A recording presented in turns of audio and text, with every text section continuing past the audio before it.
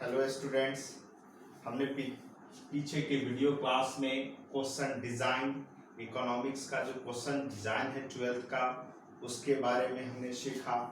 दूसरा syllabus of marks distribution, macro economics और Indian economics के बारे में हम लोगों ने जाना।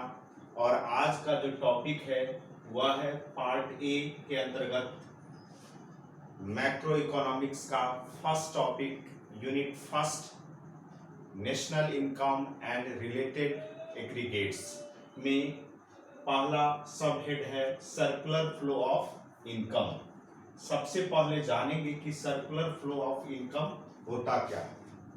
तो यहाँ पर है कि circular flow of income denotes करता है flow of payment and receipt for goods services and factor services between different sector of the economy।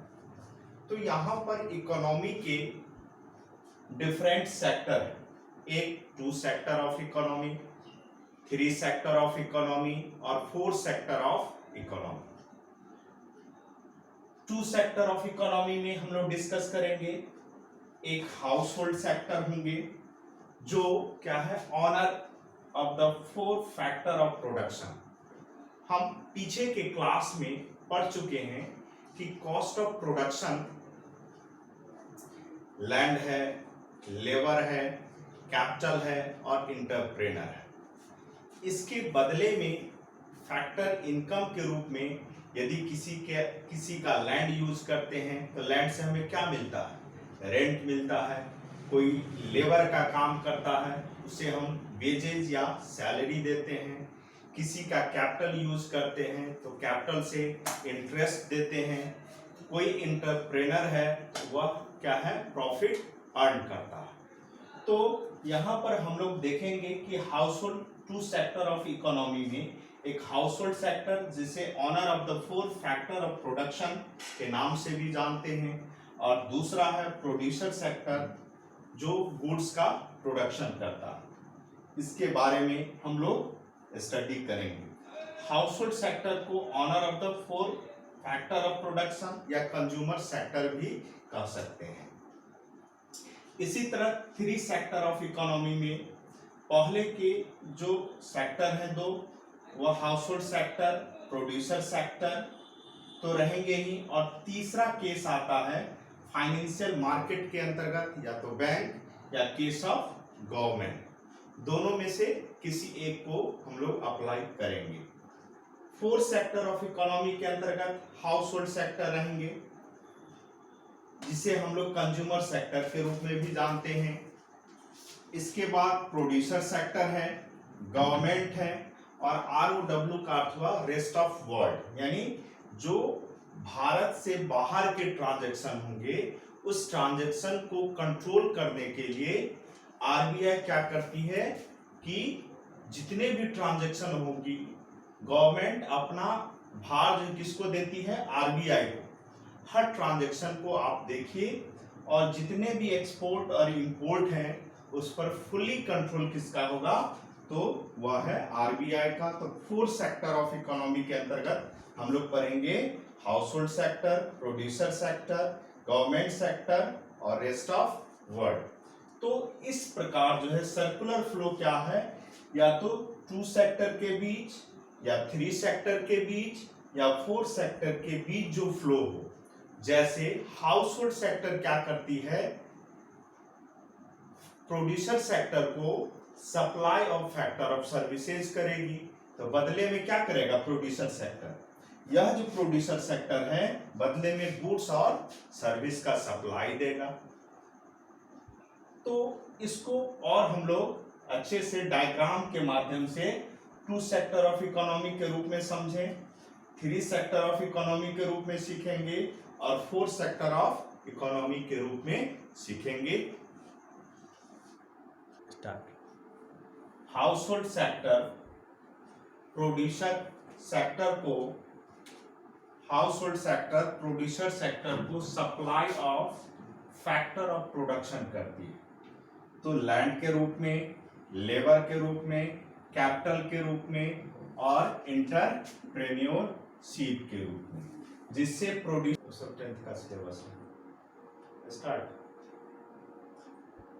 Household sector producer sector को supply of factor of production करती है, land के रूप में, labour के रूप में, कैपिटल के रूप में, इंटरप्रेन्योरशिप के रूप में, जिससे प्रोड्यूसर सेक्टर क्या करती है, गुड्स का प्रोडक्शन करती है और वह गुड्स एंड सर्विसेज के रूप में हाउसहोल्ड सेक्टर को देती है। इसके बाद हाउसहोल्ड सेक्टर प्रोड्यूसर सेक्टर को हाउसहोल्ड सेक्टर कंजम्पशन करती है, गुड्स को क्या करेगी, वह कंज्यूम करेगी। तो एक्सपेंडिचर ऑन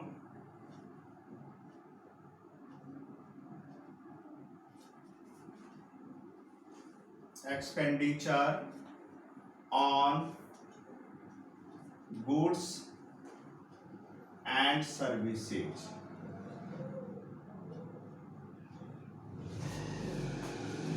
जिससे क्या होगा, प्रोड्यूसर सेक्टर बदले में क्या करती है, यदि किसी का लैंड है तो लैंड से क्या हुआ, जनरेट हुआ, रेंट देती है। कोई यदि लेबर का काम करता है उसे वेजेज या सैलरी देती है। किसी का कैपिटल है तो इंटरेस्ट देती है। कोई इंटरप्रेनर है तो वह प्रॉफिट अर्न करता है। और इसके बाद हाउसहोल्ड सेक्टर क्या करती है, तो टू सेक्टर ऑफ इकोनॉमी में हाउसहोल्ड सेक्टर और प्रोड्यूसर सेक्टर के बारे में जाने। अब यहीं पर तीसरा है वह है फाइनेंशियल सिस्टम। तो यहां पर क्या हो गए, अब 3 सेक्टर ऑफ इकोनॉमी, जिसमें हाउसहोल्ड सेक्टर, फाइनेंशियल सिस्टम के अंतर्गत यदि हम बैंक को लें, और तीसरा प्रोड्यूसर सेक्टर।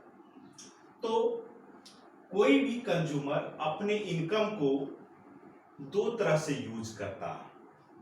एक, वह जो उसके आवश्यकता का चीज है, नेसेसिटी गुड्स है, उसके ऊपर वह खर्च करता है, और खर्च करने के बाद कुछ न कुछ हिस्सा वह जरूर अपने, उसका जो इनकम है उस इनकम का कुछ हिस्सा वह बचा लेता है, और अपने सेविंग को वह फाइनेंशियल सिस्टम के रूप में वह इन्वेस्ट कर देता है। तो यहां पर 2 बातें हो सकती है।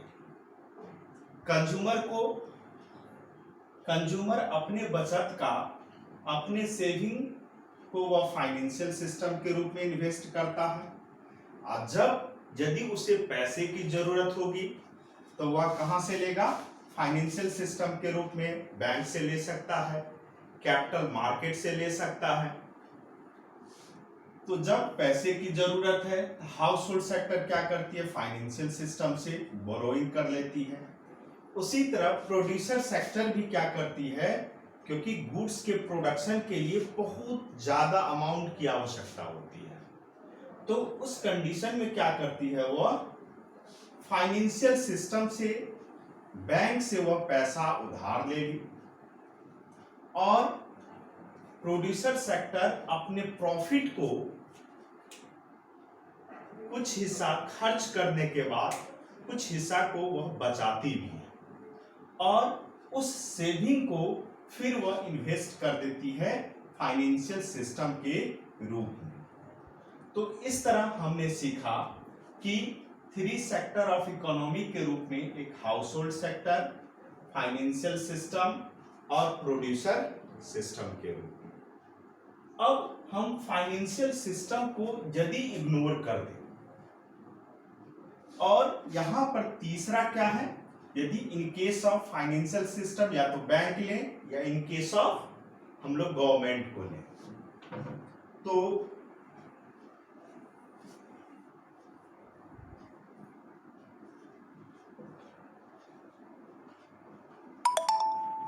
गवर्नमेंट, अब कंज्यूम